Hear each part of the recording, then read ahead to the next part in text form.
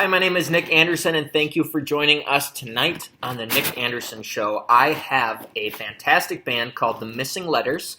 They have a brand new EP that's coming out tomorrow, and we asked them all kinds of cool questions. Just a little bit about the band first.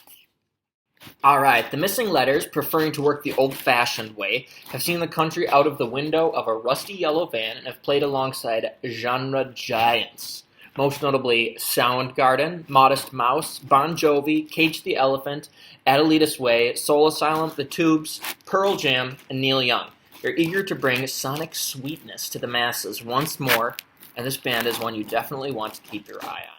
Please subscribe below. It means a lot to us, and it helps us keep going. Thanks. Tonight's episode is sponsored by Nick Anderson and the Skinny Lovers. This punk rock group sponsored this show because their lead singer is the guy who runs the show. Thanks, Nick Anderson and the Skinny Lovers, for sponsoring this episode of The Nick Anderson Show. Now, let's get to the main event. I'll just have you introduce yourselves and what you do in the band. Okay. Go ahead, Shannon. I'm Shannon, and I play drums in the band. I'm Lincoln, and I play lead guitar and vocals. Awesome. Badass. Cool. So this is The Missing Letters, everybody. They've got some more members who are not with us, and we've got some fun questions for them. So first off, the band name, The Missing Letters. Where does that come from? What does it mean? How'd you pick it? Well, I just kind of, I don't know. The meaning of the name doesn't really mean anything anymore, just because of, time and whatnot. So I guess Okay. the band name can mean whatever you want it to mean. What did it mean at the beginning? At the beginning, it was just kind of like we were kind of like the missing pieces to the puzzle. Okay. Cool. Yeah. And then what made that change to no meaning? Time, member Sure. changes. Cool. Yeah, we've gone through a handful of people. So, when I joined the band, The Missing Letters was, up for discussion. And we just chose to stick with it because we felt like the audience that had developed before Duncan and I had joined really, I don't know, it just kind of stuck with a lot of people. Sure. And while changing the band name would have been an option, we just chose against it pretty much for that sole purpose. But we found The Missing Letters isn't so much ourselves as the musicians, but more the people who dedicate themselves to listening to our music and being a part of the fan base. Cool. Yeah. Awesome. I think that we should just make up a new reason that the band name is The Missing Letters then. Totally. Yeah. So what I'm thinking is Shannon was doing a crossword puzzle at a cafe, and he just could not figure out where some of the words were. And then all these other guys came up and were like, dude, are you doing a crossword puzzle? I really like crossword puzzles. Let me help you find the missing letters. And then you guys all left the coffee shop, went to a bar, got hammered, and then thought, we should start a band. That's exactly what happened. It's Dude, crazy how you got okay. that dead on the nail. You take it. Yeah. Cool. We'll just edit out all the other Cool. Cool. Well, you heard it here first. The true story of the Missing Letters band name. Awesome. Okay, so first serious question for you guys. Shannon, your hair is kind of legendary. What hair products do you use, and how can other people have hair that's as luscious and free as yours? Damn. Wow. I don't know, man. Just kind of shower every day, and really, that's really it. Okay. And do you use any certain products in the shower that we need to know about? I shower every day, and my hair doesn't look as beautiful and lush and shiny and nice. Shit. No. Okay. Just normal soap, Cool. Jeans. All right. Do the rest of the band use and does the rest of the band shower daily, or do you have one smelly member, or We got those guys. Okay, I was gonna say every band usually has one guy that doesn't like to shower as much as the rest. But you got rid of them after a couple trips in the van. Yeah. Yeah. That's smart. The stank. Yeah. It was worth it. I mean, my nickname is Stinky, but don't let that deceive you because I smell better than everybody else. Okay. Okay. Yeah, so your name is more like an ironic name than a Yeah, for sure. get kicked out of the band. So, I mean, a lot of people talk about like, oh, if you're looking to start a band, what should you do? And blah, blah, blah. And no one ever talks about smelling and stuff. So, like, I haven't ever seen an interview where people tell you the real stuff you need to know when you're joining a band. And the real stuff is you need a shower because you're in small spaces with this group of people. Deodorant is key. Exactly. And if you don't shower, you get kicked out, which is why the Missing Letters has had so many members, is because of smelly people. Yep. Yeah. So, yeah, cool. Okay.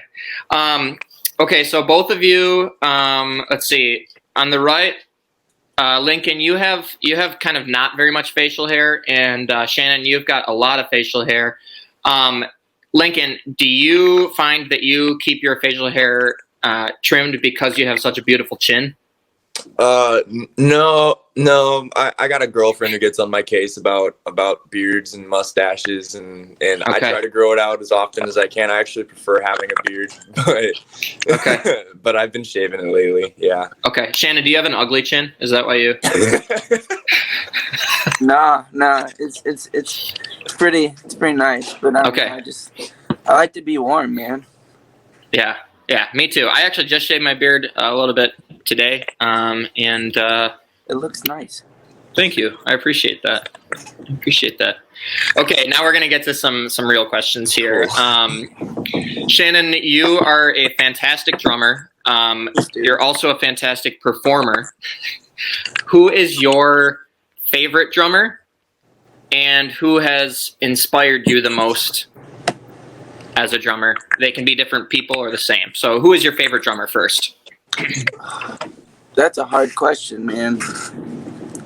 Cause like I can't give you like one specific person because like I take bits and pieces from like different people. Okay, rattle off a few then. That's just fine. Okay. Matt Cameron of Soundgarden and Pearl Jam, and then Buddy Rich, and probably John Bonham. All right. That's good. Buddy Rich, everyone knows who that is. John Bonham, that's from Led Zeppelin, if you're watching this and you live under a rock. Cool. And then who has inspired you most, or is it those same people? I'd say a little bit yes of those same people, and then Eric Kretz of Stuntable Pilots kind of inspired me too a little bit. Okay. And Mickey Hart of Grateful Dead, like super big inspiration. And then Travis Barker as well. Dope. Awesome. Yeah. Awesome. And then what got you into drumming in the first place? I've always kind of been around drums. Like literally there's pictures of me as a baby, like with pots and pans and like wooden spoons. And so just drums have just always been there. And, awesome. Yeah. Awesome. So it's interesting that you always see drummers and cooks with pots and pans as kids, and you never know which one you're going to get. Yeah. And I feel like parents are always concerned they're going to get a cook, and then if they're lucky, they get a drummer. Yeah. You're lucky if you haven't tried Shannon's cooking. Nice. Yeah. All right. And then Lincoln, who's your favorite guitar player or players? And then we'll go on to who inspired you the most. Geez, yeah, that's tough. I'm wearing an AC/DC shirt right now, so I guess I got to rep Angus Young. All right. He's like the master of the pentatonic scale. He always makes it sound fantastic. So I'm huge on the old school like dad rock, classic rock guitarist. Dad rock. Yeah. That's what I grew up listening to. I was surrounded by it. And as I've gotten older, I've grown fond of a lot of prog rock artists like Tosin Abasi and Tim Henson. Okay. But I like blues, so like Eric Johnson and Angus Young are two of my big ones for sure. Cool. Have you heard of Robert Johnson? I'm sure. Yes. Would you sell your soul to the devil if you could? Only if I got to play against Steve Vai. Okay. Yeah. Excellent response with a reference there. Yeah. Cool. And then who has inspired you most as a guitar player? Probably not even a guitarist. I'm inspired by the people I surround myself with, and I think that's why I focus a lot of my energy in my day-to-day into like solid, healthy relationships. Cool. So I feel like I'm inspired a lot by my father. and my bandmate Duncan. I think we're always pushing each other to be as accurate as we can be, but also, to make tasty licks. So, I'm inspired by people who just put their effort 100% into anything. Awesome. Yeah. Awesome. Also, you saying tasty licks reminded me of a great idea I have, and I think that you guys should both invest. I want to come up with a cereal for musicians called Tasty Licks. Oh, I'm in. Yeah, and all of the cereal pieces are shaped like tongues. Okay. So that's where I lose most people, is people are like, I liked it, but I don't know if I want to eat tongues. But it just seems like it'd be funny. I think it should. Okay. Yeah, cool. Don't knock until you try it, I suppose. Exactly. I mean, like once we're all further along in the music industry, we have millions of dollars to blow on stupid ideas. Don't forget about that one. Totally. Tasty Lick cereal. I'm with it. Cool. That's a good idea. So Lincoln, how long ago did you join the band? I moved up here in October of last year. Okay. I went to college with our other guitarist and lead singer Duncan, and he and I spoke for a little bit about traveling the United States in a van, and he met some dudes on Craigslist who knew Shannon, and just by sheer luck, I guess we managed to find Shannon, I guess. And I don't know, it was really nice just getting invited to come up and play with them. But I think in October is about when I solidified my role in the group. Cool. Yeah. So fairly recently. Yeah, absolutely. Awesome. So you're probably just itching to get out there and play some shows. Chomping at the bit. I think all of us are. Oh yeah. Yeah. Oh yeah. Absolutely. We've resorted to doing Zoom calls where we chat about what hair products we use. Mm-hmm. Trust me. That's how far down we've all gone. Yeah. Cool. All right. Starting again with Shannon, what are some dream venues that you want to play? I'm gonna just go for Wembley as number one. Yeah. That would be surreal. The Hollywood Bowl, that would be sick. If I could go back in time, I would want to play at CBGB's. Yeah, amen. Just because there's so much history in that club. Yeah. But yeah, I think those are the three. Awesome. Have you seen the movie CBGB? Highly recommend. It's Alan Rickman as Hilly. Alan Rickman plays Hilly, and it's dope. It's on Amazon Prime. That's right. I'll check it out. Highly recommend. Lincoln, what about you? What are some dream venues? I haven't played a ton locally, so I think 7th Street and First Ave would be cool. Varsity Theater. I think playing Whiskey A Go Go would be just a dream come true. Yeah. I don't think I really have dream venues though. I just really want to play. I don't play. I'll play on the street corner. Cool. Yeah. Cool. I dig that. Awesome. All right. So this question might be more for Shannon, but I don't know if you've been in a bunch of bands previous, Lincoln. So it could be this question could be previous bands. It could be this band, whatever.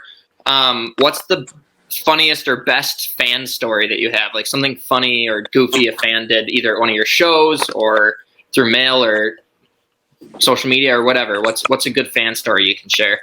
I have to think about this, as I have to think about what's appropriate to share.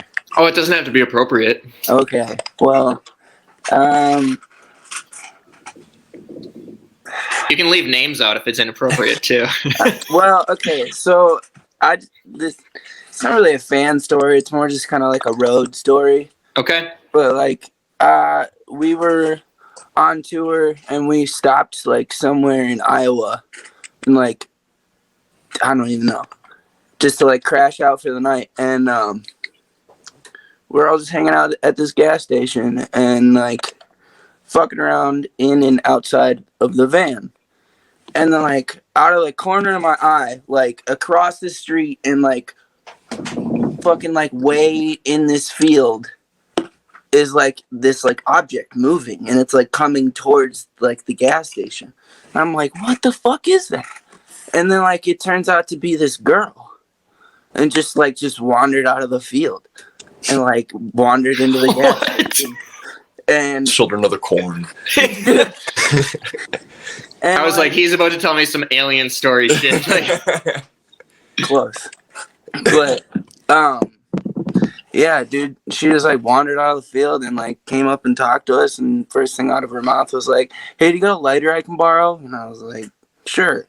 And then she proceeds to tell us that, you know, she's here for a job interview at the gas station, and it's like fucking 2 a.m. And like I'm like, okay, cool. And like she like spins this whole wild tale, and then all this time our tour manager at the time, Corey Carlson, was like passed out in the driver's seat. And we thought it would be really funny to like be like, hey, you should go wake him up.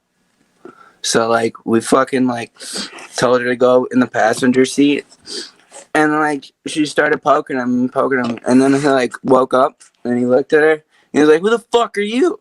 and kicked her out of the van. And then she went on her merry way, and that was the last time we ever saw her. so she missed her interview. Dude, I don't even know. That's a good story. Yeah. Only in a band do you get stories like that. Yeah, no, dude, absolutely.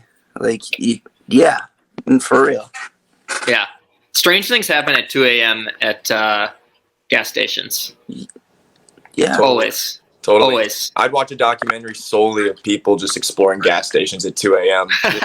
What kind of bullshittery they could get themselves into. Yeah. All right, Lincoln, what do you got for a story? I haven't played in enough bands to have like a fan story. Okay. But in the early iteration of Missing Letters, when I was first joining the band, we got our big yellow mystery machine, and we set up a futon in the back of it, bungee corded it in, and then we had a hammock hanging across the back, and just like the entire time I was getting tossed in the back of this hammock, just getting thrashed against the walls on our way to Nashville. And it was just a fun experience getting to like see life on the road. Everyone who's listening is going to be like, yeah, that sounds like a blast. Yeah, it was a lot more fun than it sounds. It was. But you know, it's not necessarily easy living, and like sleeping in a Walmart parking lot or a skate park parking lot isn't the most desirable probably for most people. It's definitely not a 4-star hotel, but it's the memories you make along the way are undoubtedly the best. It is funny because guys who are in bands, when they hear stories, they're like that, where they're like, yeah, I was swinging around in this hammock. They're like, oh, that sounds sick. I want to do that. And other people are like, God, that sounds terrible. Yeah, totally. Yeah. We met good stuff. We met a really cool cat at a gas station. Pickles, you named it? Yeah. Yeah, it's in our Pickles is in our music video that we just released. So check that out. You can see Pickles licking my hand. Hell yeah, hell yeah, totally cool. And the new music video you did with Jack Swagger, correct? Yeah. Okay, cool. Did he film it? Did he just edit it, or? He filmed the performance parts that you see of us like all rocking out. He filmed all that, and then he and Lincoln edited it. Cool. Yeah. Cool. And we'll put the link up along the bottom of the screen here so that you guys can go watch that music video. And speaking of new music videos, you guys have a new EP that's coming out, correct? Yeah. Cool. Right. Tell me about that. Where did you record it? When does it come out? How can we get it and listen? Go ahead, Shannon. Okay. We went out to Seattle last year in July. And we recorded it with a dear friend of ours. Name is Nate Yachino. Okay. And comes out Friday at midnight, and it's going to be available on all streaming platforms. Fantastic. So this Friday at midnight, we can grab it. Yes. Awesome. We'll put the link to your Spotify up here right now as well, so that you guys can check that out on Spotify. And if you have other streaming platforms, just search The Missing Letters on those platforms, and we'll see that new EP out on Friday. What is the EP called? Charlotte. Yep. Charlotte. Yep. Sick. Charlotte. Sick. Yes. Awesome. It is sick, if I do say my unbiased opinion. It's a pretty biased opinion, I would say. But no, that's good. I'm very excited. The single that you guys released is fantastic. Very catchy guitar riffs. The singing is awesome. Just a really great song. Actually, I think it's my favorite song that you guys have put out so far. So Thank you so much. yeah, congrats on the EP this Friday, and congrats on that single release. And it's already, swept up to the first spot on your Spotify list. So the fans agree that it is good. So that's good. Cool. All right, some more fun questions here. What's the worst thing that's happened to you on the road? Getting busted in Wisconsin. Yeah. Yep. Tell us more. So we had just played the Firefly Festival in Dover, Delaware, back in like 2015 or something like that, and we were coming back. It was like the witching hour, like 2 or 3 a.m. And apparently our headlight was out, and like we got pulled over, and like we had been driving for nonstop, so we were all pretty burnt out. And the cop was like, "You guys have any like stuff in the car?" And we're like, "Nah." He's like, "Mm-hmm." And we're like, "Nah, we don't have anything." And he's like, "Okay, well, I have a dog, so I'm gonna like do a search around your van." I was like, "Okay." And so like he fucking did the whole search. Like they did a hit on the van, and they like pulled all our shit out, went through it. We all kind of got tickets, and then we went on our own. We went home. Yeah. That sucks. Like yeah, Super it Troopers. did suck. I just see that scene in my head where they're like on the highway and they just like Oh man. Yeah. We'll go to the next question here. When you are on stage, when you're playing music, what are you thinking about? Is there anything that's going through your head, or is it just like, are you thinking anything? Or are you more just feeling things? What's going through your head when you're playing? It's like a sport. Yeah, it's for me. It's like a sport. I grew up playing a lot of soccer, and I was a goalkeeper, and like just kind of like the tunnel vision of seeing the whole field. That's kind of how I would relate playing a show. Is like I'm there to perform, but the whole time I'm there to have fun too, and I want to make sure it's a good experience for everybody involved. Yeah. So I'm focused, but like I'm a little loosey-goosey too. I'm just making sure everything falls into place where it's supposed to. And you can only control what you yourself are doing. You can communicate with eye contact or verbally across the stage. Yeah. The best thing you can do is just make sure you're doing your own job. So I like to just kind of clear my mind and tunnel vision. I focus on the song and do what I'm good at. Yeah. That's one of my favorite things about performing with other musicians is the language that no one ever teaches you, but everyone learns in the same way, the eye movements and head movements that mean certain things to your other musicians. Mm-hmm. Everyone does it the exact same way, and everyone knows what it means if you've played long enough. And that's always been interesting and really cool to me. Yeah, absolutely. Totally. That nonverbal communication is crucial too, because without it, everything can fall apart super quick. Yeah. Yeah. Shannon, what about you? I don't really, it depends on the show, for me at least. But most of the time, I don't really think about anything. I just kind of like, I kind of just go and do my thing, go into that like mode. Sure. And yeah, it's pretty much it. Yeah, I like it. All right. And then just one more question. What do we have coming up besides the EP from the Missing Letters? What do you guys have planned in the next year? We have a lot planned. We're actually going to drop another EP, probably in the spring or like early summer. Cool. And then we're working on writing a full length. Cool. Which we're probably going to drop maybe like in the fall or winter time of this coming year. Nobody's ready. It's going to be awesome. No. We've got so much stuff that we're working on right now, and it's all so different. When somebody comes to our show and hears our sets or listens to our stuff on Spotify or whatever streaming service they use, maybe not every song's going to be for them, but they'll walk away humming or whistling at least one of them. It'll get stuck in your head. So there's a lot of fun stuff that we're working on that we can't wait to released to the general public. Awesome. Love it. Very excited for you guys. Yep. Thank you. Cool. Well, thank you guys so much for being on the show tonight. It was a pleasure speaking with you. I'm very excited for your future and for this EP that's coming out on Friday. So much for watching this episode of The Nick Anderson Show. Again, if you enjoyed this show and you want more content like this, subscribe below, and we'll see you next time.